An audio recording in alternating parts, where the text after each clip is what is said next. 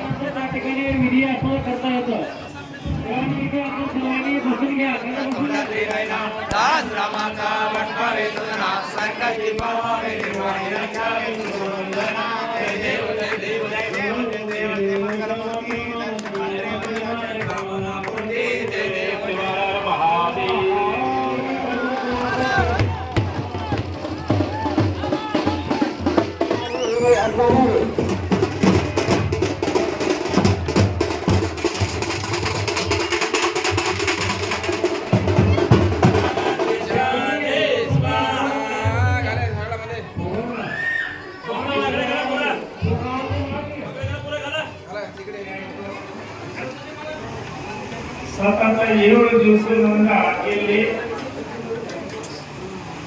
ಅಖಂಡ ಹರಿನಾಮ ಸಪ್ತಾಹ ಮತ್ತು ಪಾರಾಯಣ, ಗ್ರಂಥ ಪಾರಾಯಣ ಸಪ್ತಾಹ ನಿರಂತರವಾಗಿ ಇಲ್ಲಿ ನಡೆದಿರ್ತಕ್ಕಂಥದ್ದಾಗಿದೆ. ಅದರಲ್ಲೂ 7 ಇರ್ತಾವ, 7ಕ್ಕಿಂತ ಹೆಚ್ಚಿಗಿರಲ್ಲ. ಅದು 7 ಇರ್ತದ, ಅದಕ್ಕೆ ಸಪ್ತಾಹನೇ ಅಂತಾರೆ. ಮಾಡಬೇಕು ಅನ್ನತಕ್ಕಂಥ ಉದ್ದೇಶದಿಂದ ಇದನ್ನು ಮಾಡಿದ್ದಾರೆ. ಕಳಶ ಯಾಕೆ ಮಾಡ್ತಾರ, ಏನು ಕಾರಣದ ತಿಳ್ಕೊಬೇಕು ನಾವೆಲ್ಲರೂ. ಏನು ಇದು ಮಂದಿರ ಆಗಲ್ಲ. ಮಂದಿರ ಯಾಕೆ ನಿರ್ಮಾಣ ಮಾಡಿದ್ರು? ನಿರ್ಮಾಣ ಯಾಕೆ ಮಾಡಿದ್ರು? ನಾವು ನೀವು ಕೂಡ ಮಂದಿರ ನಿರ್ಮಾಣ ಮಾಡಿದೆವು.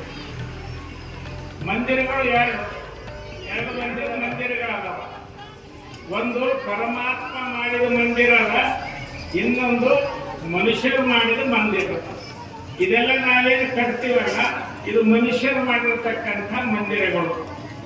ಆದ್ರೆ ಪರಮಾತ್ಮ ಮಾಡಿದ ಮಂದಿರ ಯಾವುದು? ಮಂದಿರ ಈ ಶರೀರನತಕ್ಕಂಥ ಮಂದಿರವನ್ನೇ ಪರಮಾತ್ಮ ನಿರ್ಮಾಣ ಮಾಡಿದ್ದಾನೆ ಅನ್ನತಕ್ಕಂಥದ್ದು ತಿಳ್ಕೊಂಡೆ. ಈ ಮಂದಿರಕ್ಕೆ ಕಳಸಾರೋಹಣ ಮಾಡಿದೆವು. ಮತ್ತು ಪರಮಾತ್ಮ ಮಾಡಿರತಕ್ಕಂಥ ಏನು ಮಂದಿರ ಅದಲ್ಲ, ಅದರ ಶರೀರ ಅನ್ನತಕ್ಕಂಥ ಮಂದಿರ, ಈ ದೇಹ ಅನ್ನತಕ್ಕಂಥದ್ದೇ ಮಂದಿರ, ಜೀವಾತ್ಮನತಕ್ಕಂಥದ್ದೇ ಪರಮಾತ್ಮ. ಇದರ ಕಳಸ ಯಾವುದು ಅಂದ್ರ ನಮ್ಮ ಎಲ್ಲಕ್ಕಿಂತ ಬಹಳ ಮಹತ್ವದು ಕಳಸ. ಕಳಸ ಬಹಳ ಮಹತ್ವದ ಇರ್ತದ.